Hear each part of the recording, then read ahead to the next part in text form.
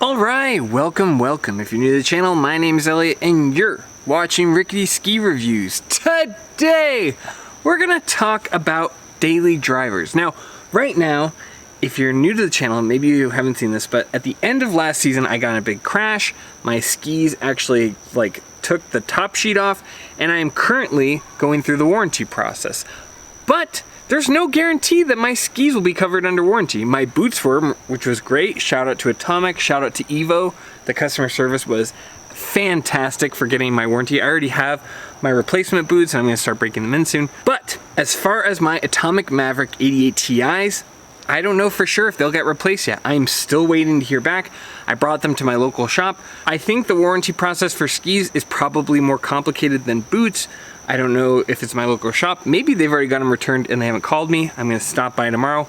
But it has me wondering, Elliott, what skis would you replace your Atomic Mavericks with if you didn't get them under warranty? Honestly, I would probably buy another pair of Atomic Maverick 88 Ti's, but let's say I couldn't, or let's say right now, like Atomic Maverick 88 Ti's on a lot of these retailers are sold out. I think a couple of places like Backcountry has them, and maybe Utah Skis has some weird sizes, but the Atomic Maverick feels like it's finally catching up with the popularity of the Atomic Vantage, and a lot of these skis are sold out. So it had me wondering, Elliott, if you couldn't go back to Atomic Maverick 88 Ti's, what would you replace as a daily driver? Now, obviously, the Atomic Maverick 88 Ti is my favorite daily driver. I just think it's a very accurate ski, but it also gives you that horizon tech, so if you find some surprise powder, you can still go off trail.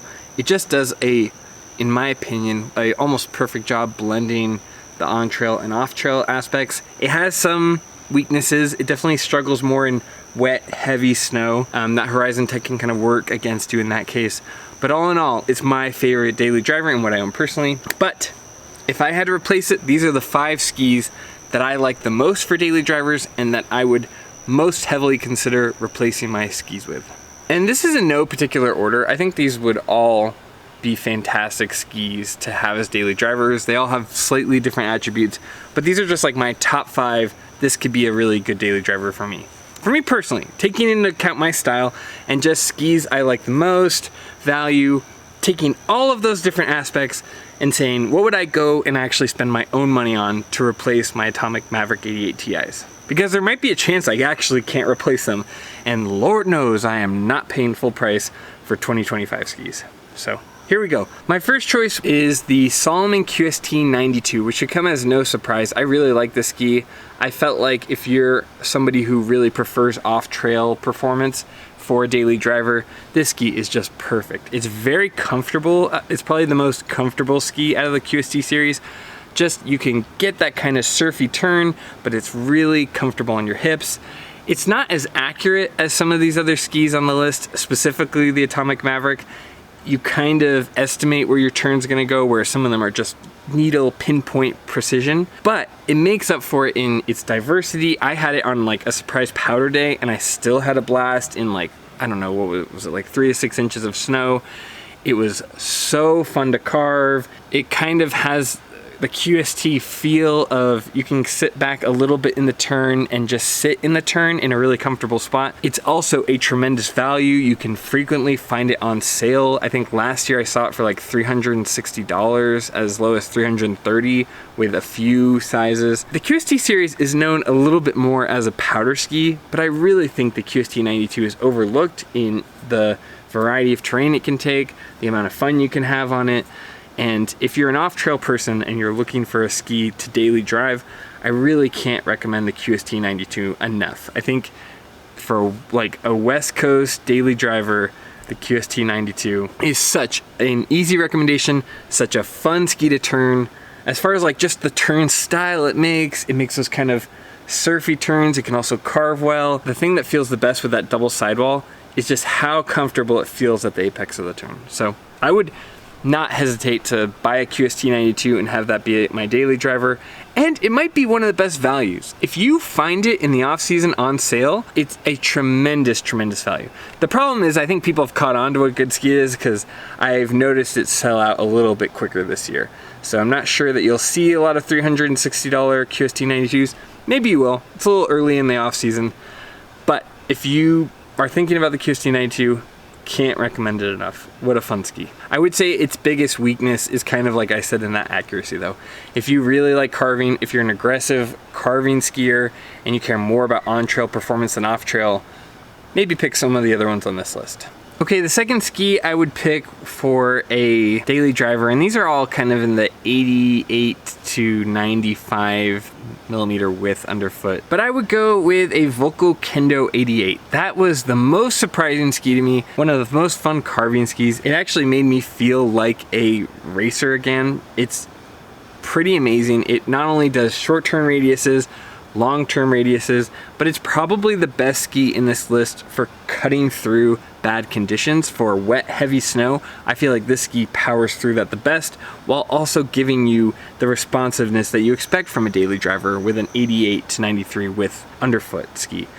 I love the Volkl Kendo 88. The thing that I think makes it stand out from all these other skis is just how versatile the turn radius is, how it allows you to go from really short radius turns to long radius turns, how it gives you performance in kind of quick hop turns versus long surfy turns.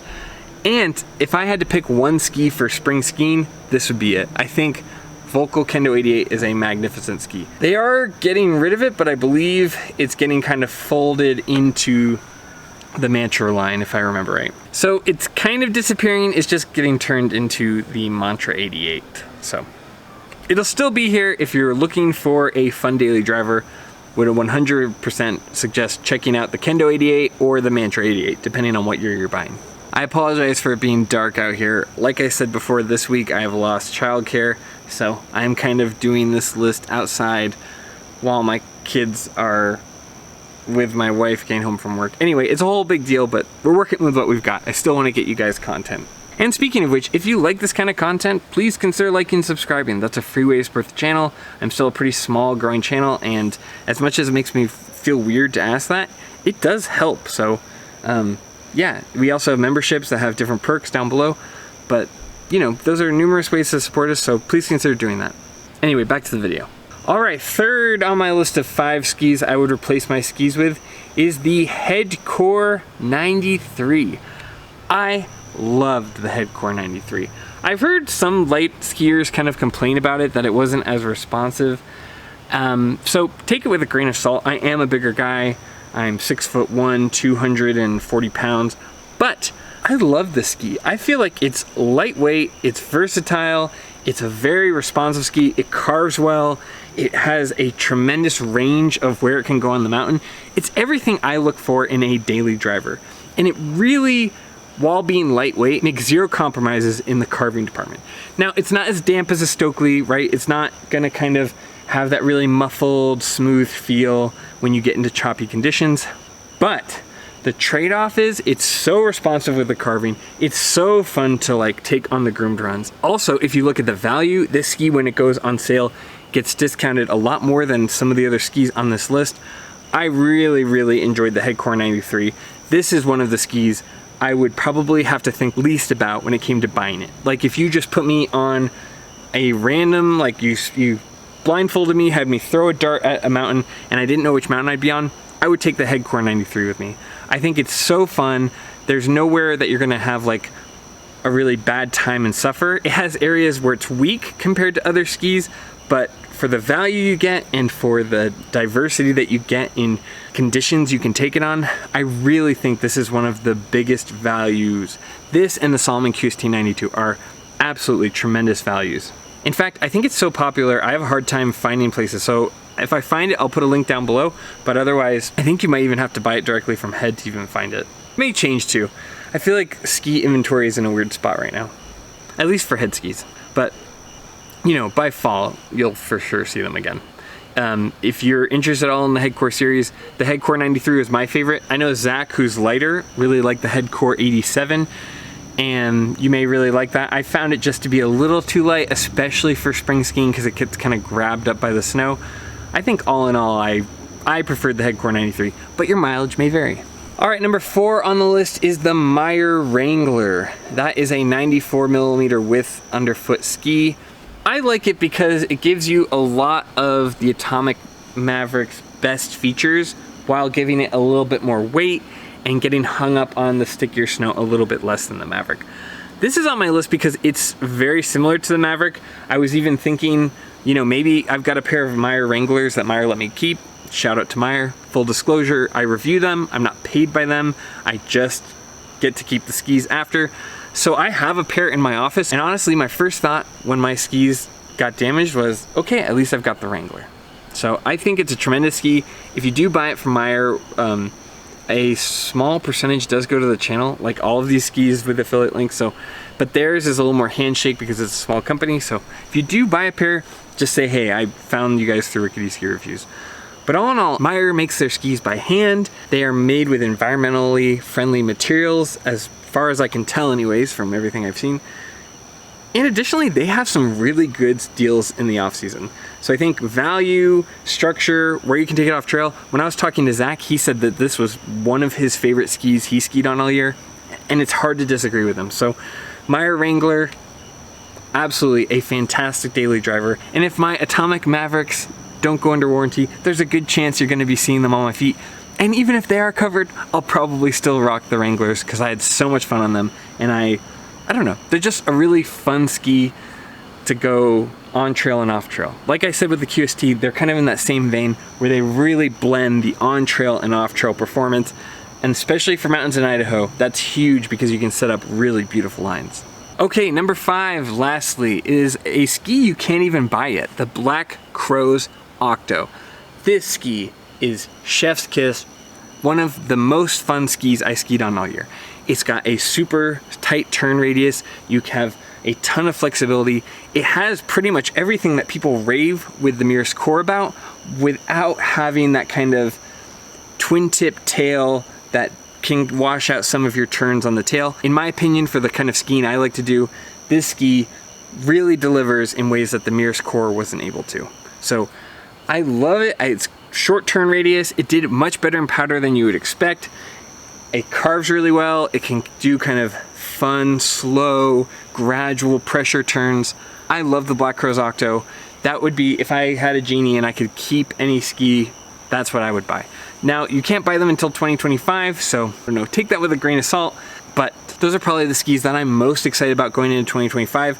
There's not a lot of information, but I think you are going to be getting just a tremendous, tremendous cult following on this Black Crow's Octo. It's really a phenomenal ski. So anyway, that's the end of the video. Fingers crossed that I can get my Atomic Maverick 88 Ti's replaced, but I thought this would be a fun little practice of, okay, Elliott, if you can't get your 88 Ti's back and you can't actually find a pair to buy, what would you replace your skis with? So hopefully you enjoyed that, kind of different content, but I found that that mental exercise for me might be useful for you if you're looking for a new daily driver. Again, I'm a bigger guy, I'm out in Idaho, you know, so pick your daily driver based on the conditions, your ski style, things you like and things you prefer. But for me, these are skis I really liked and really enjoyed, so I wanted to share them with you. As always, if you like this kind of content, please consider liking and subscribing. But more than anything, just thanks for watching, thanks for being here, thanks for spending your time with me. I know it's a little weird that I'm out here in the dark, but you know, like I said, my childcare has kind of been thrown into a lurch, so I'm working with what I've got. As always, I will list every ski I mentioned down below that you can buy. You won't have a link for the Black Crow's Octo until later, but for the rest of the skis that I would daily drive, I will put affiliate links down below. If you're dead set on buying one of these skis, and you're gonna buy it anyway, please consider using the link as a small portion goes towards the channel. But more than anything, just thanks for being here, thanks for watching, and as always, I'll see you in the next one. See ya.